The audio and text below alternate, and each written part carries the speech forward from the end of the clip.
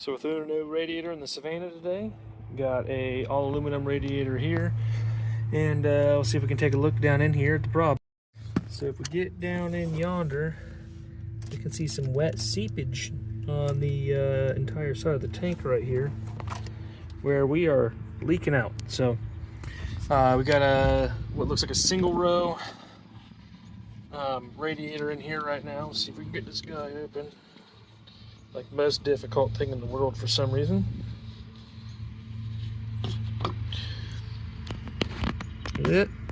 Yeah, pretty crusty. We're low again. And we have oil and transmission cooling in it. This is an 03 with the 6 liter. I think it's been leaking for, I don't know, about a year now. I just now noticed it because it got low enough on coolant to start overheating. But let's open up this new one and see if it's going to work. As I said, this is an 03 with a 6 liter. Everything I was finding was saying it's only compatible with 04 and up, because they mostly have the quick detach lower radiator hose, which I do not. So we got it opened up. We got plenty of layers of foam. Got plenty of layers of foam on top here. Shee, look at that thing, shiny. Pretty big, but let's get down to it and see how she looks. So we've got the van all the way up to operating temperature. Now that you can hear a slight hiss of the coolant coming out, you know, that's good. You want it really nice and pressurized for when you take the cap off. That never hurts anything. So just search through the whole entire box again, through all the foam and on the radiator, and I have not found any of the fittings that are supposed to be going in these, so that's pretty cool. But we're going to go ahead and tear into this thing to try to figure out if it's actually going to fit, because it says it's not supposed to. So far we've just taken out all these 10 mils. We've unplugged this connector. Let me get the one of these boots off on here, and then this little crimp connector. One thing about this cap though is it's like a lift event, so I'm still locked in right here, and since the system was pressurized, it just all shot back into the overflow and doesn't spray me. And if you pull off the overflow, you can loop the line from the radiator back in and not pour it all out. So now that we got the air box and intake parts out of the way, we have 3 10 mils on each side. You can see 1, 2, and then 3 back there. And then 1, 2, and then 3 back here. And we're gonna try to just leave the system connected for now. Once I get it all open, then I'll worry about draining it.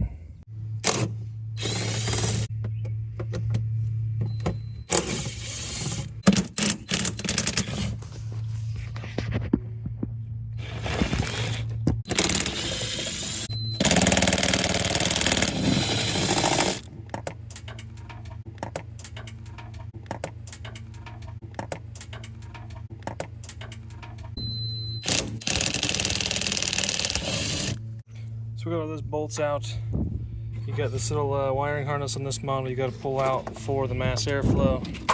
Throw that aside. You got a clip here for the upper radiator hose. Just got to get that popped apart here, and that's going to be like detented in from the side to get it to want to pop. So let me grab a pick and we'll get in there. So I ended up just getting it with this screwdriver, just going on the side, little pry on each side. Pops up and out. Now we got that off. We got this line running right across the front here. So we're going to undo those clips, and then we should be able to wiggle the upper radiator shroud out. Kind of just flexing it, pulling it up to the right over here. Just gotta kind of bend that corner in a little bit. We're able to get it past the upper radiator hose. It should just kind of come right out. Now that we got that upper shroud out, we're gonna go ahead and pop these clip covers off on the trans cooler, and then these ones off on the engine oil cooler, and then just kind of pull those out and let them, or probably tape them off for now, because again, we're missing the clips. We're gonna see if we can extract these ones and then if they'll work, which really sucks. So I've had these things forever and never given them a try on anything like this big before. But to get that down in there, we'll crimp off that lower radiator hose, so we're just losing coolant out of the radiator. I got 2 smaller ones, and we'll try to do that on the upper radiator hose, see how well it works. So we got the big boy on the bottom here, looking pretty good. got two small ones on the top. You can definitely feel that this one is a lot better clamp than these black ones I've got. But let's go ahead and start pulling this thing apart. So we got that lower trans cooler line off from right there, and we're just slowly dumping a little trans fluid out. And now I'm going to try to get this bottom radiator hose off, that way I can get on top of it. So we got it off, but the radiator still had a lot in it. Surprising enough, what you would expect. And we made a big mess. So we'll get that cleaned up. And now to get the two oil cooler lines off the same way we did with this side, just by taking those little clips out and sliding it out. So we forgot the steam line there a minute ago, but we got the two oil lines out, and should be just able to kind of lift this guy out of here now. Oh yeah, oh, she's a little rough. She's heavy. All right, let's get a better look at or cracked or what's going on here. Maybe hairline crack there.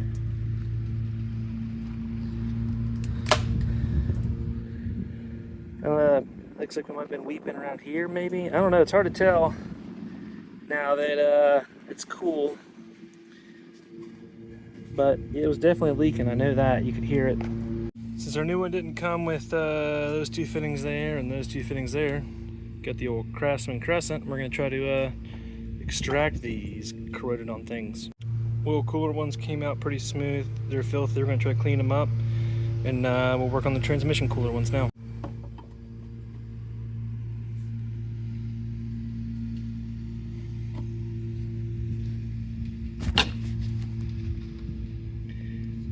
And it looks like it's coming.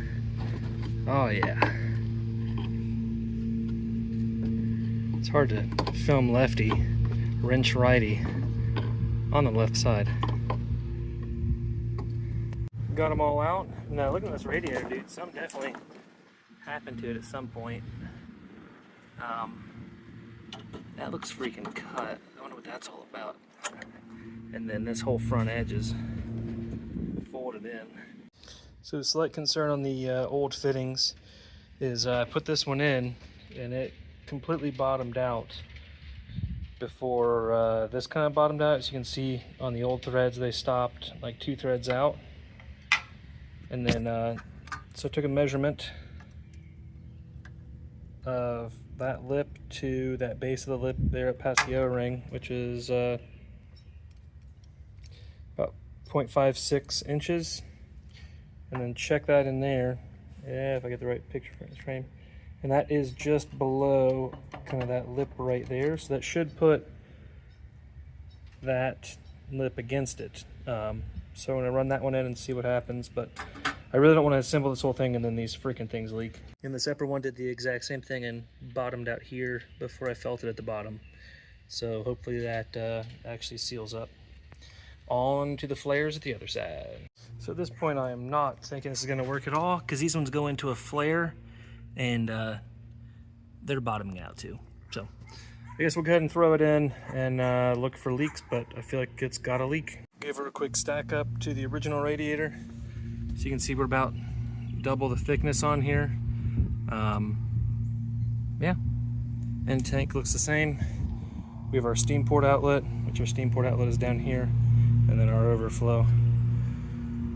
Let's go ahead and get it thrown back in. Quick note is the drain plug didn't come tight, so I just checked that before I was going to slide her in, and definitely loose. She's up and running. Definitely did not like not having the mass airflow. But I'm gonna watch this for a second and not let it get too hot. But check these and see if they're holding, and then we'll start topping her off with coolant. Well, day's become night. We about got this thing all the way back together here. Got the top shroud on. We did lose a bolt for that one back there, but it'll be okay, I guess. Hopefully it's nowhere important. Did a quick run on it, and those fittings seem to be holding. I don't necessarily like it still, but they do not seem to be like just pouring oil out of them. Got my no spill bleeder funnel here. Still need to come up with something for that, like on a 90 or something. And then this end tank is hitting the composite shroud. That guy right down in there, but it does assemble, so it's very tight. This one I had kind of just give a little bit extra pressure back to get it in there. So I'm going to fire this up, continue bleeding this down, and we're gonna watch those fittings and see if they bleed off.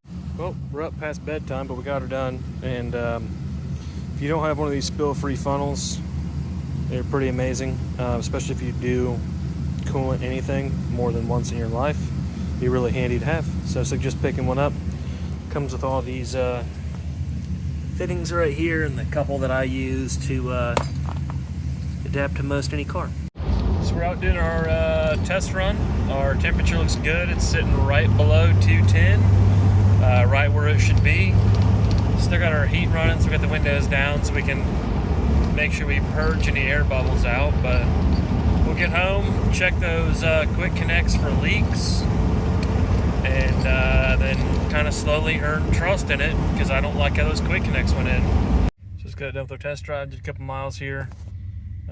We are sitting just above 210 on our temp here, so we're gonna let this idle for a minute, see what it does. It was idling good, like cycling up and down as it should before. Got our check engine light on over there because we had the mass airflow unplugged. Let's hop out and check those threaded connections at the quick connects. So on the oil, let's try to get in frame here. There is the lower one, and it looks okay. And on the upper one, where you at, big guy? Looking okay too. The hose for the overflow was wrong, so I guess we'll show that real quick. That'll just pull off, like it is not the right hose, so I need to get an adapter for that. And then look at the transmission. So lower one looking good. Upper one's looking good. But we got that in there. Appears to be working. Let's go back in and check, see if our temp's climbing. So temp seems to be sitting right above tick on 210. I don't recall it doing that before at idle, so hopefully I don't have another issue going on. But again, we'll test it, start to trust it, and go from there. My connections do seem to be holding. I'm not getting any leaks on the transmission cooler side or the oil cooler side, so that's really good. Couple notes though is the position of this changing from an 03. I don't know if the other year is the same. I'll try to look it up here in a couple minutes and see if the other radiators show it on the neck or down here on the body like the factory one had. And then this is 5/16, and this appears to be 3/8. So I had to get a barb reducer, so I'm going to put that in down here, and then put a little piece of 5/16 in here to be able to offset that down. So then this one also appears to be 3/8. I'll take it back off and verify, but it looked to be about the same size barb as what was originally on here. And this one actually does fit tight. This is pressurized, so that's really important. This is only going to see pressure if you hit your over PSI like pressure limit on this, but should be about 15 based on the factory cap. Do not know what my aftermarket is. So I'm gonna get a little piece of hose, throw that in right there, and then I will take that one off and fit it as well. So we got our overflow on, just use a factory crimp here, little piece of line, 5/16 to 3/8. I still need at least 3/8 for down here on the steam port line. Just, I don't like how kind of tight this is pulling over, so I'm just gonna get a 90 and let that kind of push back down, because it's being pulled up right now, and normally it sits down low. So I'm gonna get that on there. I have put a good amount of miles on this so far. I'll have to reference my odometer to an original video. But something I do want to note is this does not always sit in the factory mount well. So this side is actually, the bottom is broken, so it allows the fan shroud to pull up, and the fan shroud is your mount. So that needs to actually kind of go down. I am contacting that composite in there still, so this won't go down and over. So there you go. So that won't go down and over that. On the other side, it does fit much better, but it is a tight fit because the radiator design is slightly different. So I'm going to show you the other one, the factory radiator, real quick. The factory radiator has this raised rib, See this raised rib, it kind of fits over both sides of this, and it's not just flat like the new one is.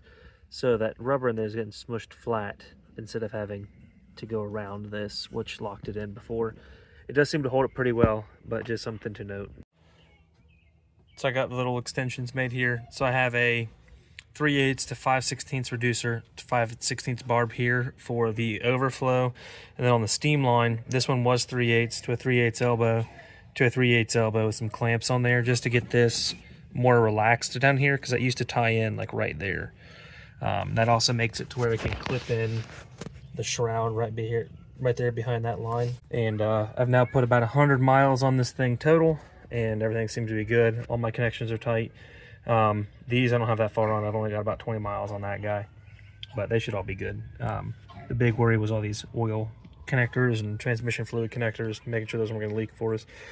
So I did buy a lot of wrong stuff in doing this. So I've got my 3/8 line. I ended up buying 1/4 line because when I looked these up, it said these were supposed to be 5/16, which this actually is. Mine, I don't know if being 03 is the problem, that it's not. And then I thought that I saw this was supposed to be 5/16 too, so I thought that was, you know, about 5/16 of that as well, and it ended up being 3/8.